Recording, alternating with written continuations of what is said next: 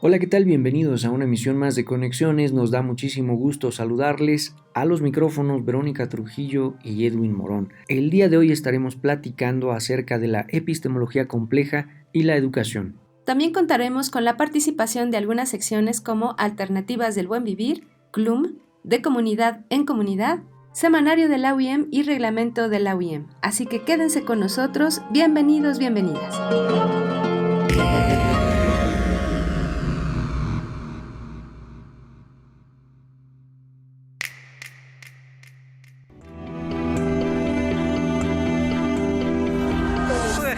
Najo Viejevi, Shimopanoltican, Chetani, Shimopanolti. Esto es Conexión. Entretejiendo culturas y saberes.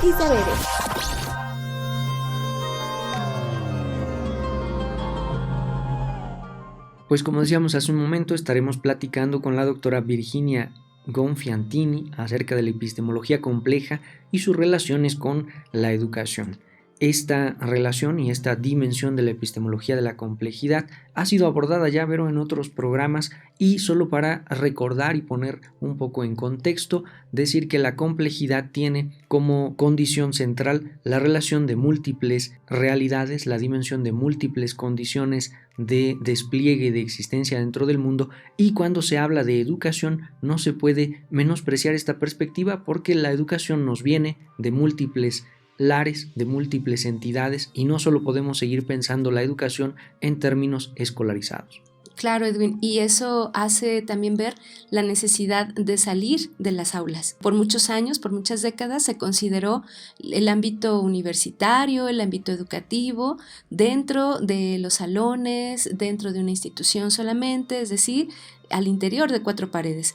Sin embargo, hoy en día, desde el pensamiento complejo y desde otras aristas como la transdisciplina, pues es evidente que se necesita tomar en consideración los espacios, los entornos, los saberes, los conocimientos, la voz de las personas con las que convivimos diariamente, ¿no? Y de esa manera contrarrestar, compartir y también ensanchar este tipo de conocimientos y, por supuesto, su construcción. Pues bien, de todo ello estaremos platicando en un minuto más con la doctora Virginia Gonfiantini. Mientras tanto, vamos a escuchar a Adriana Rodríguez y Alternativas del Buen Vivir. Alternativas del Buen Vivir. Con Adriana Rodríguez. Descolonizar, decolonialidad o decolonial son palabras que hacen referencia a un factor común, la colonización, que es la imposición de formas de vida, pensamiento y organización social de un externo sobre otro que llega a un territorio.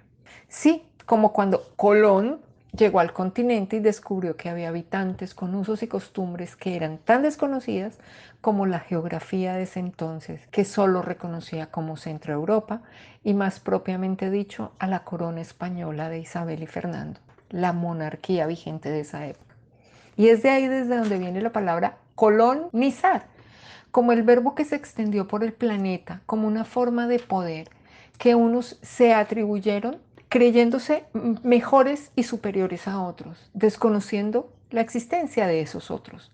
De ahí la reivindicación de la otredad, es decir, que existen otros pensamientos diferentes que han sido excluidos por la historia oficial y que ha derivado y permitido el reparto del territorio para quienes ejercen, se hacen dueños del poder y lo ejercen.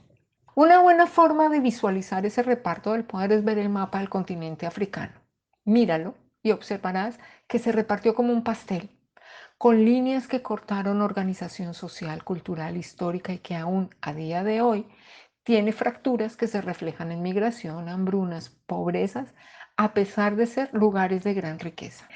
Esto empezó con colonizar el territorio llamado americano por los externos que fueron ocupando y sometiendo a los diferentes, acompañados de mano de obra esclava extraída en un saqueo humano legitimado por el ejercicio del poder colonial, siglos de colonización que supuestamente terminaron con los gritos de independencia, unos más fuertes que otros, que dieron origen a las repúblicas en las que supuestamente el pueblo tendría el poder. Pero no ha sido tal.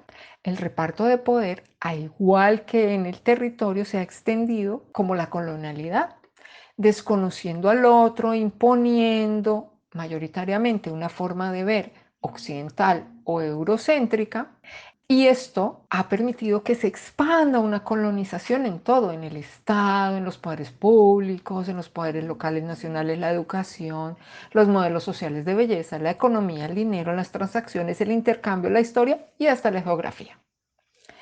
Tal ha sido la colonización que solo a finales del siglo pasado empezaron a consolidarse discursos decoloniales, que a la vez analizaron la continuidad histórica de la colonialidad y empezaron a reclamar descolonizar como vía para la construcción de nuevos paradigmas. Y ahí estamos, cada vez yendo más clamando por la descolonización, que desde mi punto de vista ha de empezar por la mental.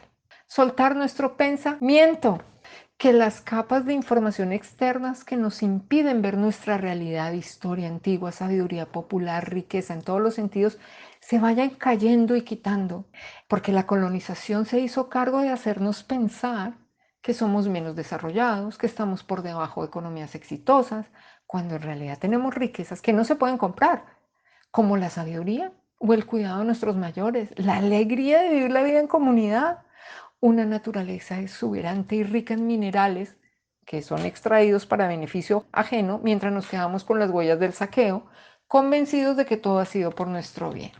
Descolonizar la mente nos permitirá volver al corazón, al nuestro, al de la tierra buena, como dicen los hermanos guaraníes. Decolonizar el pensamiento es fundamental para volver al cierto, que nos llevará a resignificar el lenguaje y la vida misma, para volver a poner en el centro la vida, con el derecho de ejercer la vida plena del buen vivir, de los buenos convivires que merecemos vivir. Descolonizando. Alternativas del buen vivir. Con Adriana Rodríguez.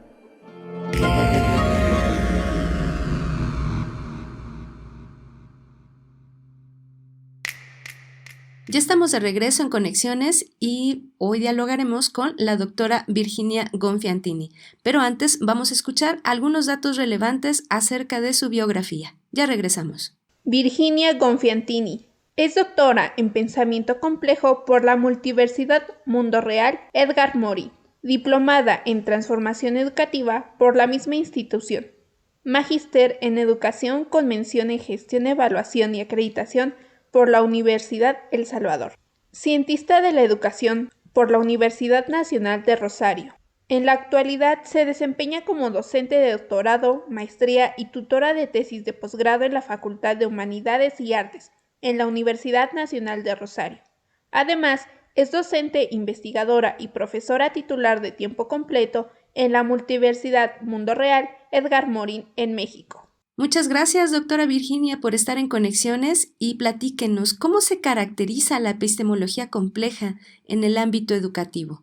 Lo que tenemos que recordar, saber o comprender que la epistemología compleja deviene de la construcción del pensamiento complejo del profesor Edgar Morin, filósofo y sociólogo francés, contemporáneo a nosotros, ya acaba de cumplir el año pasado, en el 2023, 102 años, así que si Dios quiere, el próximo 8 de julio estamos festejando sus 103 años.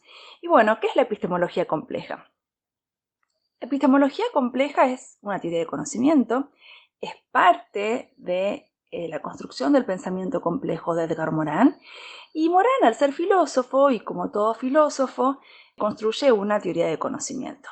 Esta epistemología compleja o hermenéutica de segundo orden, también como la conocemos, viene a revisar, deconstruir y proponer una nueva dimensión de análisis a la construcción del discurso de la modernidad clásica, allá por el siglo XVII, discurso que se construye desde nuestra perspectiva, desde 3 dimensiones y desde 3 ciencias bien definidas. En el siglo XVII, con Descartes a la cabeza, y sus meditaciones metafísicas y el discurso del método, creando no solamente una nueva forma de cogitar, salida o dejando de lado la revelación divina, este cogito que empieza a instaurarse desde el yo, por medio de su razón en el conocer, Y también no solamente que se inaugura ese racionalismo con Descartes, sino que también inaugura una primera figura epistémica, como yo la llamo, que tiene que ver con la figura de la disciplina. Y si hablamos de disciplina, estamos hablando de una construcción de conocimiento.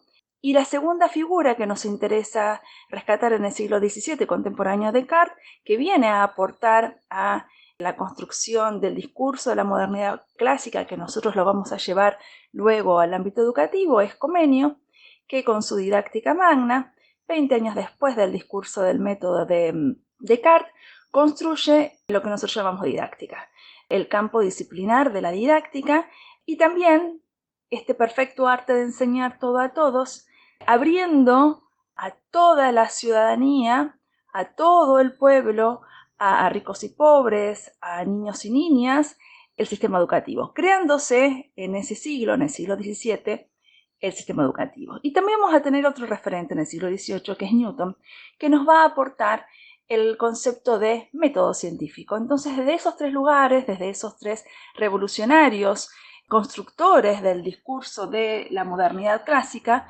se crea lo que nosotros conocemos como la racionalidad heredada. Nosotros somos hijos de ese discurso de la modernidad clásica que se va a terminar de conformar en el siglo XIX con la sociología, la antropología y la psicología. Este discurso de la racionalidad clásica que plantea un orden, un ordenamiento riguroso de la sociedad, de las ideas, de las instituciones que se estaban formando. En ese contexto, la filosofía racionalista, la filosofía empirista, todos los sistemas filosóficos que se crean a partir del siglo XVII hasta el siglo XX tratan de contestar, como conocemos. Después nosotros lo vamos a llevar al ámbito educativo, primero de la mano de Comenio y después de la mano de todos los rupturistas educativos que empezaron a pensar la educación a esta niñez, a estas infancias, que hay que mirarlas con otros ojos, hay que educarlas, hay que protegerlas, hay que otorgarle un sentido distinto de niñez, desvinculado de esta pretensión de ignorancia o de invisibilidad que habían tenido hasta las infancias hasta el siglo XVII. Por eso también hablamos de que hay una construcción de la categoría de infantes. Por primera vez, a partir del siglo XVII, podemos nombrar a este niño que está dando vueltas por la sociedad y empezar a pensar cómo cuidarlo, cómo educarlo, cómo ser garante de derechos. En ese contexto estamos hablando de una epistemología clásica, una epistemología disciplinar, una epistemología que necesita de un método científico de observación, problematización, hipotetización y formulación de leyes universales. Por eso esta breve introducción a Descartes, a Comenio y a Newton. En ese contexto se crea el sistema educativo. En ese contexto aparece el concepto de infancia, en ese contexto aparece la epistemología como esa ciencia que estudia cómo se construye, se produce, se selecciona y se legitima y se divulga el conocimiento. ¿Por qué hacemos esta introducción? Porque nosotros, los educadores, no podemos pensar la educación desencarnada. Por lo tanto, tenemos que hacer un breve rastreo histórico, porque cada contexto determina qué tipo de educación para qué sociedad. El advenimiento del siglo XX hace que se empiece a cuestionar todo ese saber heredado, y ese saber heredado, ese edificio sólido, como diría Bauman, ese edificio sólido de la modernidad clásica, empieza a resquebrajarse. A partir de los nuevos aportes de los nuevos científicos del fin del siglo XIX y principios del siglo XX. A mí me gusta nombrar 2 o 3 que nos aportan para poder empezar a pensar después de dónde toma los elementos y las categorías de análisis Morán para poder hablar de pensamiento complejo. Lo tenemos a Freud con el psicoanálisis, lo tenemos a Einstein, tenemos al matrimonio Curie, tenemos todos los físicos, químicos y matemáticos del fin del siglo XIX y principios del siglo XX que empiezan a cuestionar todo el saber heredado a la luz de los nuevos descubrimientos. Y va a ser esos descubrimientos que tienen que ver con la relatividad, que tiene que ver con la teoría del caos, que tienen que ver con el principio de indeterminación, que le van a dar el puntapié inicial a Morán para que en la segunda parte del siglo XX, exactamente en la década del 60, Morán empieza a escribir su obra magna que se llama El Método, esos 6 tomos del Método, donde se inaugura su pensamiento complejo. Ese pensamiento complejo, escrito por un filósofo, también necesita una teoría de conocimiento. Y esa teoría de conocimiento está relacionada o se llama epistemología compleja. Esta epistemología compleja que empieza a revisar las categorías de análisis heredadas proponiendo una racionalidad nueva que tiene que ver con lo hologramático, lo dialógico y lo recursivo. ¿Cómo lo pensamos esto en educación? Principalmente a partir de empezar a pensar los modelos educativos desde 2 bases epistémicas diferentes, desde 2 construcciones epistémicas diferentes, distintas a la primera figura epistémica que tiene que ver con la disciplinariedad del saber, y estamos hablando entonces de una segunda figura epistémica que está relacionada al concepto de interdisciplinariedad y una tercera figura epistémica que está relacionada al concepto de transdisciplina. Y es a partir desde ahí, desde donde nosotros podemos empezar a revisar el sistema educativo. Con la base epistémica de la teoría del conocimiento, sencillamente empezar a ver cómo el sujeto construye su relación con el conocimiento desde una lógica distinta a la disciplinarización del saber. Gracias, doctora. Y justo reflexionar acerca del quehacer de la epistemología y de la complejidad en estos ámbitos de educación nos hace darnos cuenta del ejercicio interdisciplinario, multidisciplinario y transdisciplinario que hoy en día es un aspecto fundamental, esencial para el ejercicio no solamente de la construcción de los currículos, ¿no? Es decir, de la tira del mapa curricular, de licenciaturas, de programas de estudio, de ingenierías, etcétera, sino que también nos hace mirar la incidencia, por supuesto, de estas profesiones a los diferentes ámbitos, a los diferentes entornos, no solo culturales, sociales, sino también económicos.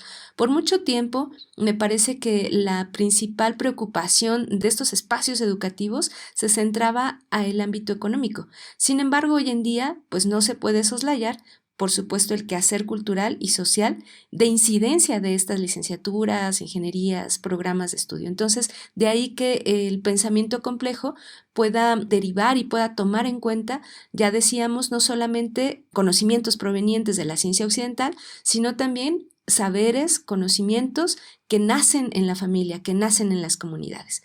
Bueno, pues vamos a seguir dialogando con la doctora Virginia, pero antes vamos a un pequeño corte y regresamos a Conexiones. Pónganse en contacto con Conexiones al teléfono 712-123-5963. Continuamos.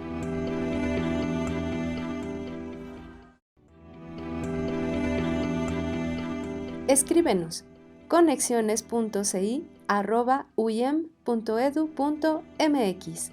Continuamos. ¿Tienes algún familiar que habla alguna lengua originaria y te gustaría aprenderla? Inscríbete a la licenciatura en Lengua y Cultura, donde se imparte taller de comunicación en lengua originaria, comprensión y producción escrita y cosmovisión de los pueblos originarios, mismas que ayudan para dar respuesta a necesidades lingüísticas y culturales desde el enfoque intercultural. Forma parte de nuestra comunidad estudiantil. ¡Inscríbete!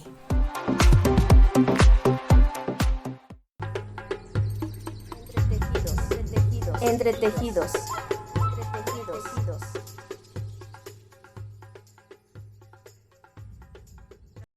Esuilo etlalis tlen seamoxcali matequillo, basada en plataforma WordPress.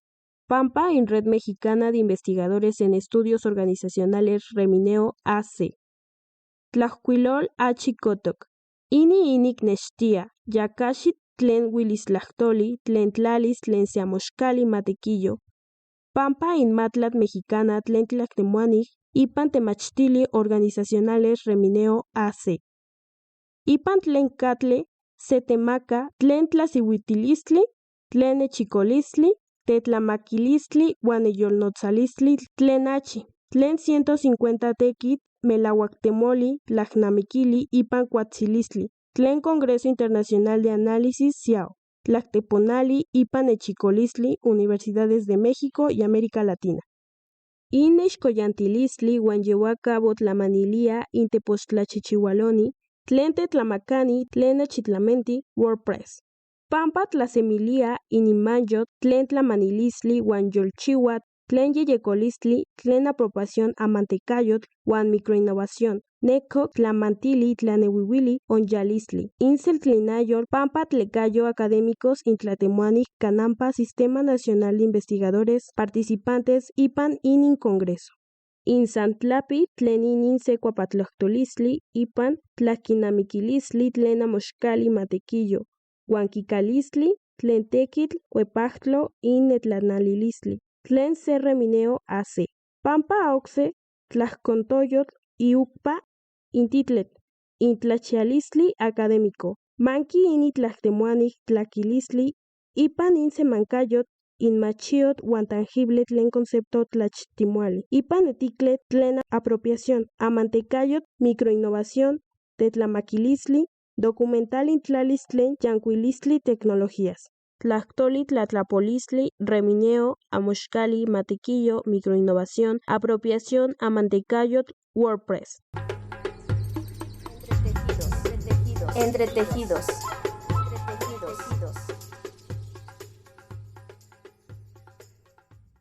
Diseño e implementación de una biblioteca digital basada en la plataforma WordPress para la Red Mexicana de Investigadores en Estudios Organizacionales.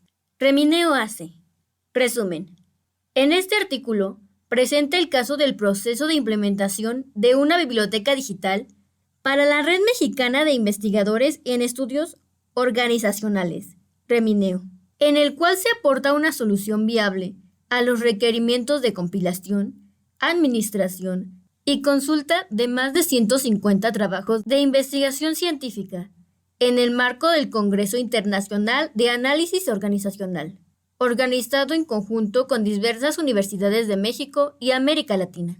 La implementación se llevó a cabo utilizando las herramientas del gestor de contenido WordPress. Para determinar la pertinencia de su uso, se aplicaron los conceptos básicos de la apropiación tecnológica y la microinnovación. Ambos temas investigados y desarrollados a profundidad por cuerpos académicos e investigadores adscritos al Sistema Nacional de Investigadores, participantes en este congreso. Los resultados de este proyecto se traducen en la publicación de una biblioteca digital con un flujo de trabajo adecuado a las necesidades de la Remineo. Por otra parte, desde el punto de vista académico, ofrece a los investigadores interesados en el tema un ejemplo práctico y tangible de los conceptos señalados anteriormente en materia de apropiación tecnológica, microinnovación, administración documental e implementación de nuevas tecnologías. Palabras clave: Remineo, biblioteca digital, microinnovación, apropiación tecnológica, WordPress. Entretejidos.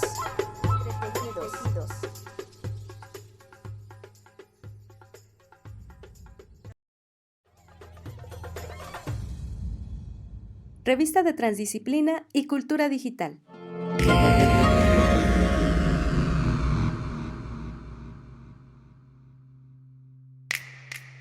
Ya estamos de vuelta, muchas gracias por seguir en Conexiones. Estamos platicando con la doctora Virginia Gonfiantini acerca de la epistemología compleja y sus relaciones con la educación. Doctora, ¿en qué medida las instituciones educativas en Latinoamérica son proclives o no a una educación con base en la epistemología compleja? Pues evidentemente todo lo que nosotros vamos a tratar de ver hoy no son respuestas ni cerradas ni conclusivas, sino que son diferentes dimensiones de análisis que nos invitan a pensar. La idea es que podamos pensarnos como sujetos educativos desde el punto de vista enseñantes, aprendientes, para ver desde qué lugar nosotros podemos construir desde la complejidad una nueva forma de relacionarnos con el conocimiento. Y acá me gustaría retomar esta frase o este pensamiento de Marx de hace más de 200 años, cuando él se preguntaba en Feuerbach, ¿quién educará a los educadores? Yo creo que esa es una pregunta que tiene absoluta vigencia en pleno siglo XXI. Porque si nosotros queremos pensar los sistemas educativos, tenemos que pensar y revisar cómo están formados o formándose los futuros docentes que van a ser los docentes que van a estar adelante de una clase escolar. Entonces, si nosotros no revisamos la formación docente, muy poco vamos a poder hacer dentro del salón de clases. Por lo tanto, acá aparece otra nueva dimensión de análisis que tiene que ver con la clase escolar. Con esto que yo llamo kairos educativos, kairos educativo en singular, que es la resignificación de la clase escolar de Comenio a la luz de justamente la epistemología compleja, con un nuevo sentido del concepto de tiempo, un tiempo que no es cronológico, un tiempo que es kairoscópico, porque es un tiempo en donde cada uno de los sujetos que intervenimos en el acto educativo podemos, en nuestro tiempo, construir una relación con el conocimiento. Y esto es muy importante en pleno siglo XXI, porque estamos en un tiempo acelerado, en un tiempo vertiginoso, en un tiempo donde hay continuamente un ruido, un mundanal ruido que no invita a poder construir procesos de reflexividad. Y en una clase escolar, en este kairos educativo, en realidad, ¿qué se hace en el tiempo de esta clase escolar que es indeterminado porque es propio de este grupo de sujetos, de esta asignatura, de este contexto? El tiempo de la vida cotidiana no es el mismo tiempo que transcurre en una clase escolar. ¿Por qué? Porque en la clase escolar se construye el conocimiento.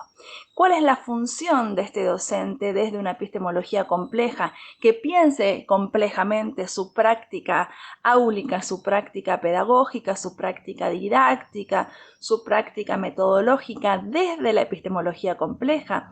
Tienes que saber que nada es conclusivo y aquí aparece más que nunca y más fuertemente que nunca el volver a reescribir el concepto de construcción. ¿Cómo se construye? Se construye en un tiempo que nos es propio, se construye a partir de una disciplina. No estamos negando la importancia de la disciplina, pero sabemos que hoy, en pleno siglo XXI, el conocimiento disciplinar no nos basta para poder conocer y poder construir desde la multidimensionalidad diferentes relaciones entre el sujeto, el objeto y el contexto para poder conocer. Recordemos que desde la epistemología compleja el conocimiento no se aplica, el conocimiento no se logra, sino que el conocimiento se construye. Y se construye con la otredad, se construye en un contexto y se construye a partir de un conocimiento disciplinar. En ese sentido, ¿cómo se concretan los modelos educativos vinculados a la epistemología compleja? Compártanos algunos ejemplos. Bueno, acá tenemos que revisar nuestra formación. Volvemos a insistir sobre lo que dijimos anteriormente. Los modelos educativos son a priori. Nosotros estamos acostumbrados o seguimos formando a nuestros estudiantes con modelos educativos preestablecidos. Pero bueno, tenemos que pensar que en pleno siglo XXI tenemos diferentes tipos de epistemologías que son dignas de poder entrar al salón de clases para poder construir el conocimiento. Por ejemplo, los aportes de Freire desde la epistemología de la liberación, los aportes desde la epistemología genética de Piaget para poder construir las categorías de análisis, por ejemplo, las epistemologías del sur con Boaventura de Sousa Santos o del pensamiento del sur de Edgar Morin, que nos exhorta a que palabras más, palabras menos. Morin dice que no podemos ser ingenuos en este siglo XXI y pensar que el único saber digno de ser presentado o socializado en la escuela es el occidental y cristiano, porque el mundo es mucho más grande que Occidente. Por lo tanto, este pensamiento complejo lo que está haciendo alusión o nos invita a pensar que, y principalmente en Latinoamérica, cómo tenemos que incorporar en nuestro sistema educativo todas las voces que durante mucho tiempo fueron acalladas.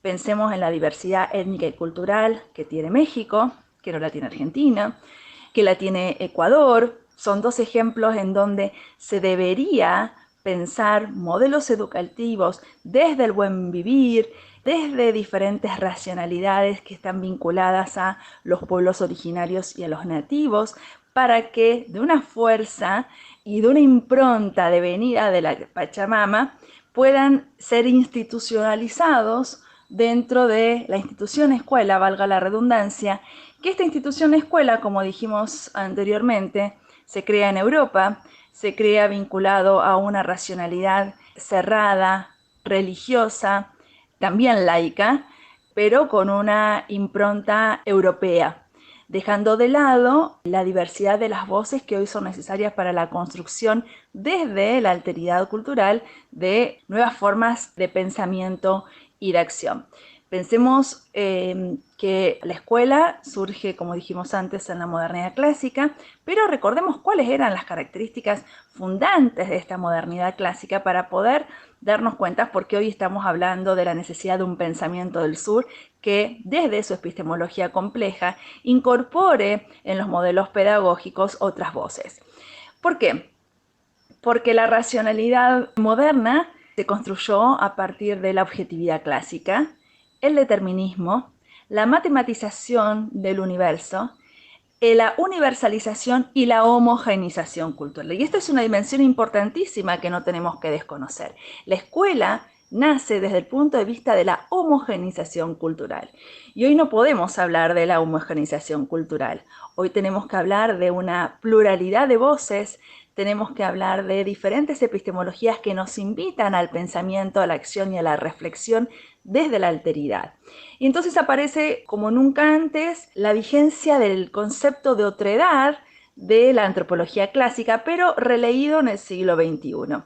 Esa otredad que es distinta, pero que es igual a mí y que tiene cosas para decirnos, que tiene racionalidades, que tiene cosmovisiones, que construye al igual que los otros nuevas discursividades. Y yo creo que por ese lado también hoy viene la incorporación de diferentes voces. Acá el ejemplo máximo que tenemos en Latinoamérica y en todo el mundo hispanohablante está la epistemología liberadora de Paulo Freire, esa voz a los oprimidos, esa voz que se le da a los oprimidos, a la alteridad, y el concepto de el buen vivir desde el punto de vista de la incorporación de los otros, de las diferentes etnias nativas de Ecuador. Después debería pensarse que estos modelos educativos son modelos institucionales. Entonces la interpelación sería a la autonomía y los márgenes de libertad que cada institución tiene para poder construir modelos pedagógicos situados y genuinos. Sin duda pareciera que el reto de vincular la epistemología de la complejidad con la educación es algo por venir, a pesar de los esfuerzos, a pesar de los múltiples ejemplos que podamos encontrar dentro y concretamente dentro de nuestro horizonte educativo. Estas instituciones, estas iniciativas incluso, pues todavía tienen un largo camino que recorrer y una serie de fundamentos que seguir erigiendo, edificando para poder mantenerlos y sobre todo proyectarlos al futuro. Uno de los aspectos también que me parece relevante resaltar es el aspecto administrativo. Pareciera que cualquier intención, que cualquier oportunidad de desencuadramiento y de desborde de la dimensión educativa e institucional muere cuando llega a los escritorios de la burocracia nacional de cualquier estado moderno. Y esto será un reto a largo plazo para irlo desdibujando, para irlo tratando de ampliar, de forzar a integrarse o a desbordarse más bien dentro de esta dinámica de la complejidad. Pareciera de pronto que los marcos estatales desde los cuales se piensan las educaciones en los modelos nacionales no permiten precisamente asumir la complejidad propia de la existencia, sino que al contrario, se trata siempre de establecer una reducción que abone en la constitución y en la construcción del modelo nacional que le interesa a cierto grupo, a cierta instancia, a cierta dirección de un programa político particular. Pues seguimos dialogando acerca de la epistemología compleja y la educación. Quédense con nosotros, esto es Conexiones. Semanario de la Universidad Intercultural del Estado de México. Como parte de las actividades encaminadas a la vinculación comunitaria, maestros de la lengua originaria otomí, en compañía de la promotora de la cultura, María de la Cruz, así como de personal del Ayuntamiento del municipio de Tomaya, visitaron el Centro de Certificación de la UIM para iniciar el proceso de acreditación de la lengua otomí. se recibió a estudiantes de la Escuela Preparatoria número 166 de la comunidad de Emilio Portes Gil, San Felipe del Progreso, quienes visitaron la Universidad Intercultural del Estado de México para conocer la oferta educativa. Miembros de la Universidad Intercultural del Estado de México, así como estudiantes de la licenciatura en Desarrollo Sustentable y de la maestría en Gestión de la Innovación Rural Sustentable, llevaron a cabo en la parcela experimental del sistema MIAF la bendición de la milpa, saludando a los 4 rumbos y pidiendo por un buen ciclo agrícola. Semanario de la Universidad Intercultural del Estado de México.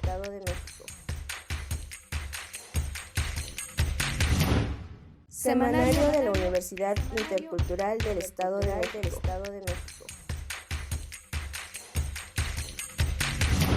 Como parte de las actividades académicas de la licenciatura en Comunicación Intercultural, se llevó a cabo el primer coloquio de Semiótica y Ritualidades y el 15º aniversario de la Fundación Cultural Camino Rojo, en la cual los asistentes pudieron participar en el programa de 2 días que incluyó ponencias, mesas de diálogo, talleres, conversatorios, ceremonias rituales como Danza de la Estrella y Tipi. Los profesores de la UIM, Dr. Joel Pedraza Mandujano, Dr. Carlos Leal y la maestra Talía Vanessa Salazar Lara participaron en la emisión del programa de radio Ecos, Lengua, Cultura y Educación de la Universidad Intercultural del Estado de Tabasco, con el tema Experiencia Docente, Investigación e Interculturalidad en la Universidad Intercultural del Estado de México. La egresada de la licenciatura en Enfermería, Cindy Cardoso Sánchez, sustentó la tesina titulada Masoterapia como tratamiento para el estrés académico en la Clínica de Salud Intercultural. Ante el sínodo, presidenta licenciada Jacqueline Córdoba Cárdenas, secretaria, doctora Tania de la Caridad García Castellanos y vocal, licenciada Norma Isela Garduño Cruz, quienes aprobaron por unanimidad. Semanario de la Universidad Intercultural del Estado de México.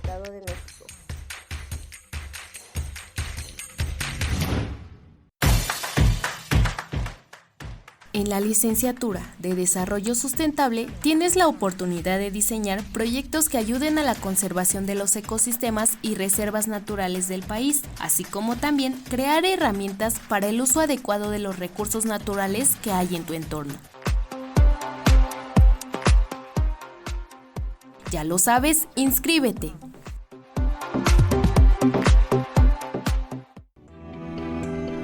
Pónganse en contacto con Conexiones al teléfono 712-123-5963. Continuamos.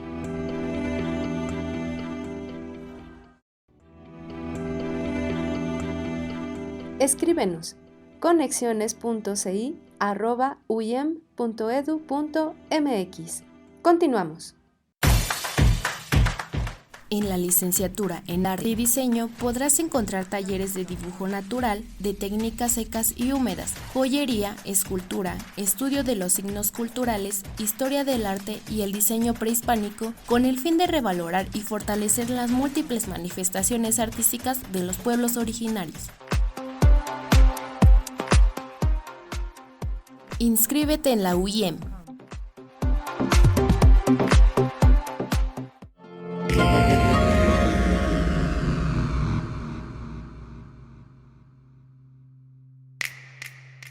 Muchas gracias por continuar en Conexiones y hoy estamos platicando acerca de la epistemología compleja y educación con la doctora Virginia Gonfiantini. Doctora, queremos saber en qué medida esta relación permite la expansión de la dimensión educativa más allá de la escuela tradicional en sus diferentes niveles. A ver, si nosotros hablamos de la escuela tradicional, estamos hablando de la escuela de Comenius, que fue revolucionaria en su época. El concepto de escuela tradicional no es el que nosotros tenemos que interpelar, sino que el problema no está en las características de la escuela tradicional. El problema está en nosotros que estamos utilizando una escuela que no fue pensada para el siglo XXI. Entonces, ¿desde qué lugar nosotros revisamos los parámetros de la educabilidad de la modernidad clásica en un contexto en donde se tiene que pensar y construir el conocimiento desde otro lugar? A ver, ¿cómo se construye conocimiento? ¿Sabemos genuinamente qué es la construcción?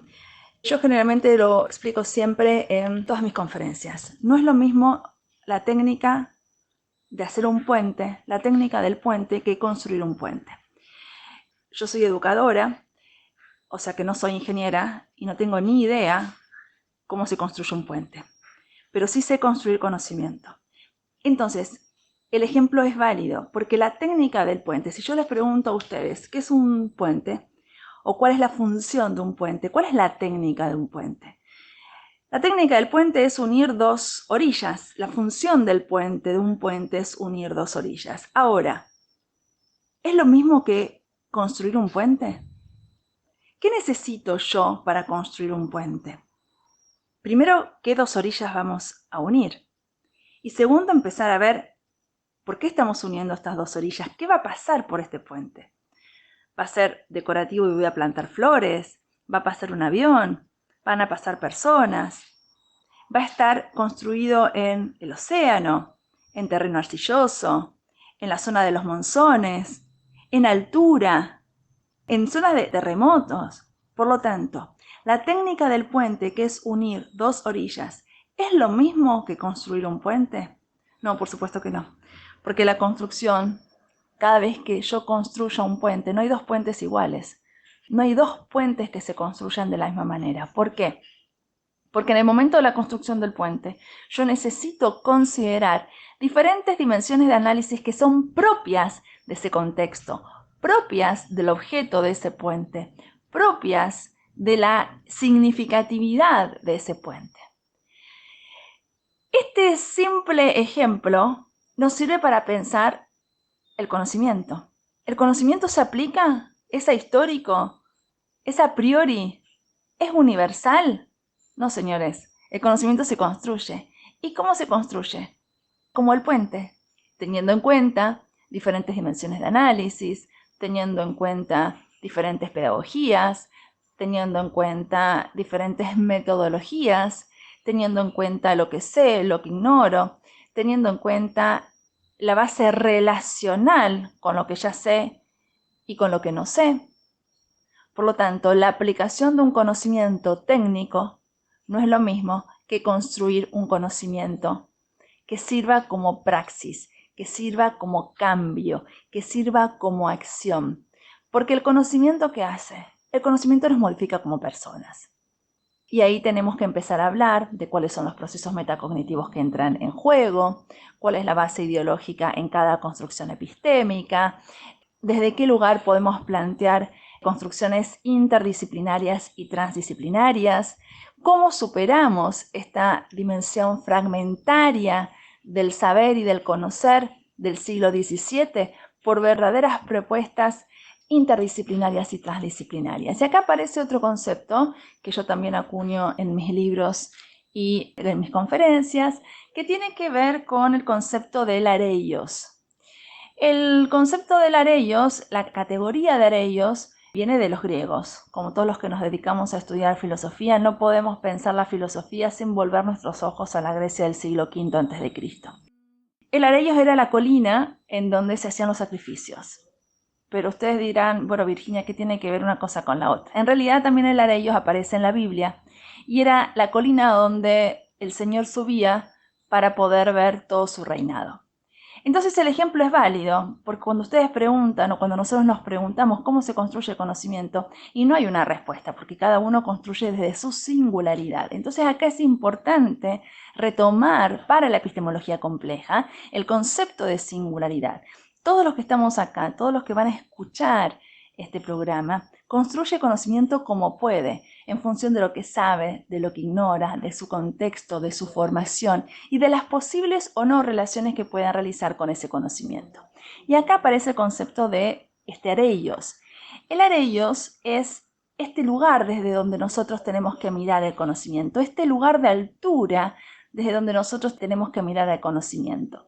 Pero este lugar de altura no tiene nada que ver con una soberbia epistémica, sino que está pensado en función de que si yo subo al punto más alto de la ciudad de cada uno de ustedes, ¿qué vamos a ver? Vamos a ver el entramado de la ciudad, vamos a ver avenidas, podemos ver calles sin salida, podemos ver bulevares, podemos ver calles que se bifurcan. Eso lo puedo ver desde un punto alto. Al ras de la tierra yo puedo ver 4 esquinas nada más. Entonces, la invitación desde la epistemología compleja es pensar. Pensar cómo construir una relación con el conocimiento en un kairos educativo, o sea, en un tiempo que nos es propio, y desde el areios, desde el lugar y posibilidad de ver y construir relaciones epistémicas entre los saberes.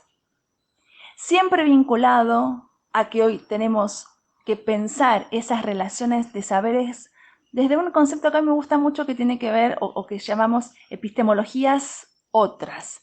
Es decir, todas las epistemologías que nos ayudan a pensar hoy una construcción con el conocimiento, no desde una soberbia cognitiva, sino desde una democracia epistémica, de una tolerancia nociológica y desde la resiliencia de saberes.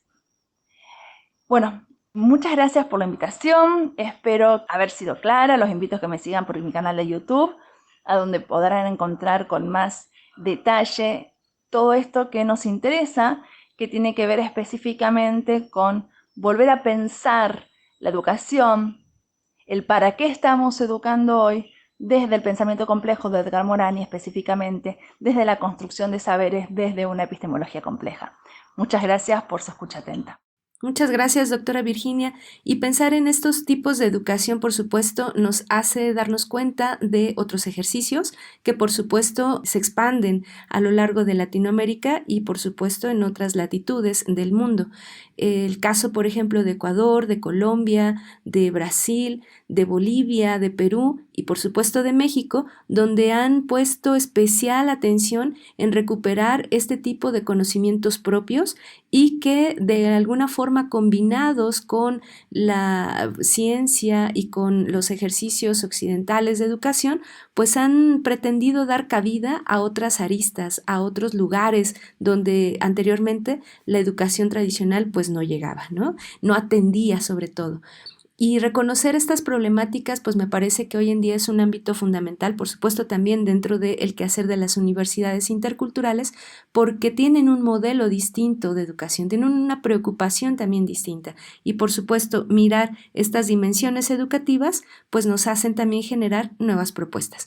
Pues muchas gracias, doctora Virginia, por compartirnos estas experiencias, su conocimiento. Nos ha dado mucho gusto dialogar con usted y esperamos contar con su presencia más adelante en este programa. Vamos a escuchar la siguiente sección y regresamos a la parte final de este programa Conexiones.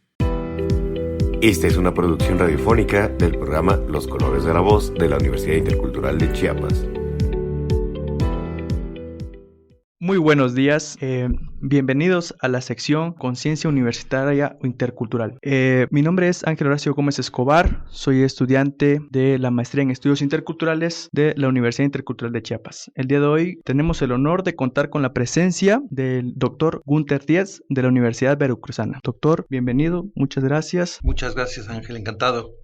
Muy bien, bueno, damos inicio. Doctor, de acuerdo a su perspectiva, ¿cuáles son los retos que enfrentan actualmente la interculturalidad en la educación superior? Hay muchos retos precisamente porque la educación superior no estaba pensada desde la diversidad. La educación superior era un espacio de privilegio durante décadas, incluso durante varios siglos, y ahora estamos tenemos que reinventar la educación superior desde la diversidad. Y la interculturalidad significa básicamente aprovechar la diversidad que aporta el estudiantado y el profesorado, aprovecharla como un recurso, no verlo como un problema, sino como un recurso para aprender entre el conjunto de la comunidad universitaria. Y eso todavía, en eso estamos en pañales todavía, porque se han dado programas, la propia UNICH tiene varios programas, tanto de licenciatura como de maestría, pero muchas universidades insisten en que lo homogéneo, lo canonizado, todo aquello que pasa por el libro de texto es el único conocimiento válido. Y lo que reivindicamos es que hay otros saberes, hay otros conocimientos que no pasan por la forma occidental de transmitir saberes, y a eso la universidad se tiene que abrir. Muy bien, gracias, doctor. ¿Cuáles son las nuevas nuevas miradas que se tiene sobre la vinculación comunitaria en las universidades interculturales frente a las nuevas dinámicas sociales? La vinculación universitaria siempre se ha tratado en la universidad como el patito feo, como aquello que haces cuando ya no haces docencia, ya no haces investigación, algún tiempo le dedicas a la vinculación. Pero ahora nos estamos dando cuenta, y no solo aquí en Chiapas y no solo en México, que la vinculación se va a convertir en la función más importante que le da legitimidad a la universidad ante una sociedad que se pregunta ¿para qué sirve la universidad hoy? En pandemia lo hemos vivido. Cada vez hay más reivindicaciones de que, bueno, tú cualquier carrera o cualquier programa de estudios te puedes certificar en internet, te vas a Google, a cualquier otro lugar. ¿Para qué sirve la universidad pública?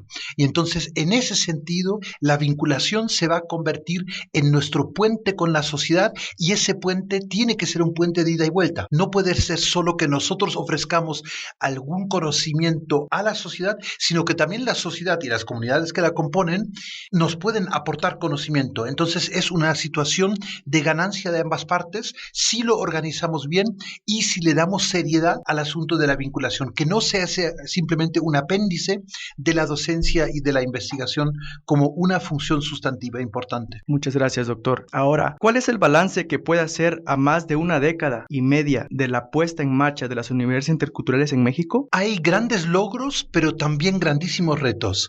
Las universidades interculturales son todavía demasiado jóvenes como para realmente evaluarlas críticamente y sin hacerle una injusticia. Por eso tenemos que tener ahí mucha paciencia, pero hay cuestiones que hay que resolver. Es muy importante que las universidades no interculturales, las universidades convencionales, no confundan la existencia de la universidad intercultural con decir ya no necesitamos nosotros interculturalizarnos. La nueva Ley General de Educación Superior y todas las demandas de la sociedad mexicana tan diversa demuestran que toda universidad en el futuro tiene que ser intercultural, llámese así o no.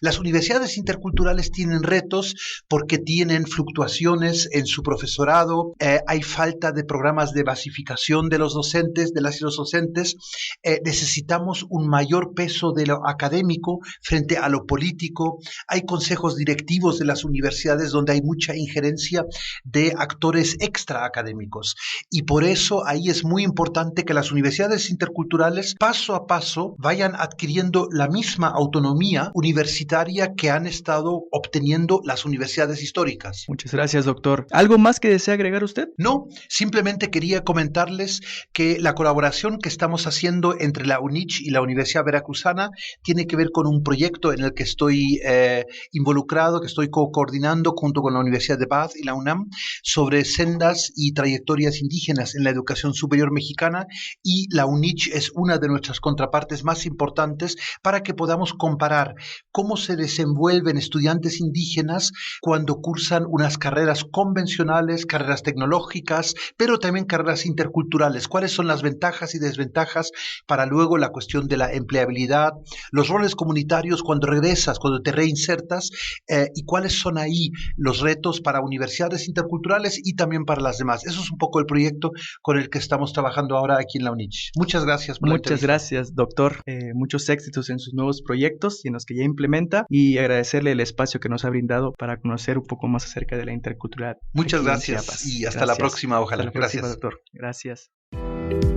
Esta es una producción radiofónica del programa Los Colores de la Voz de la Universidad Intercultural de Chiapas.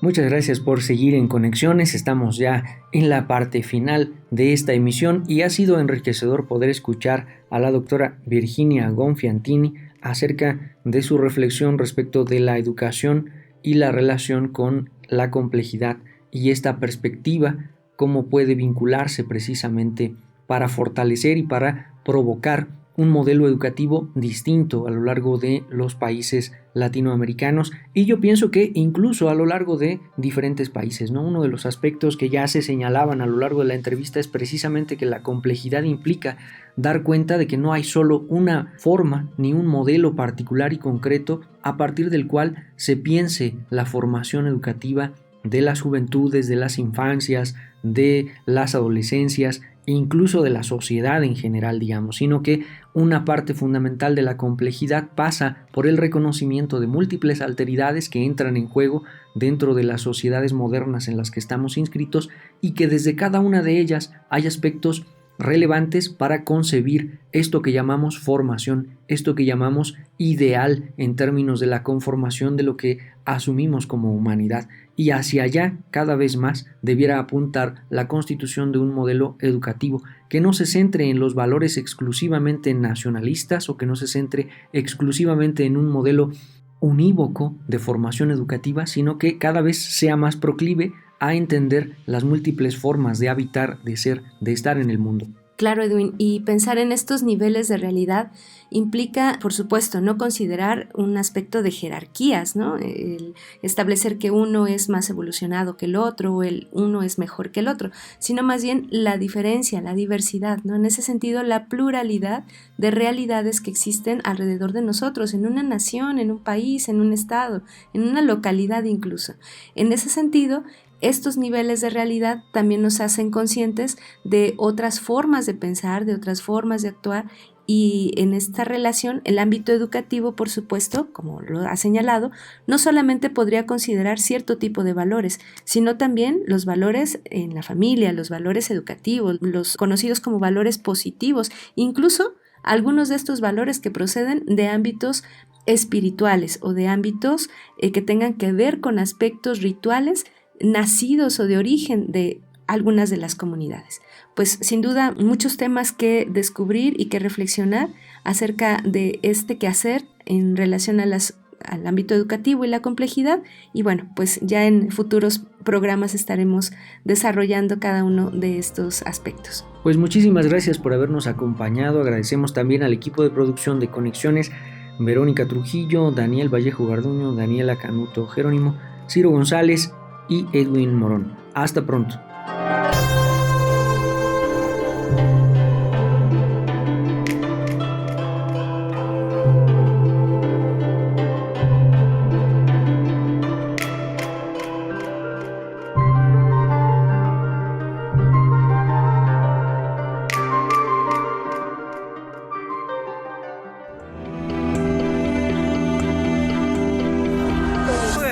Najo Viejevi, Shimopanoltican, Chetani, Shimopanolti.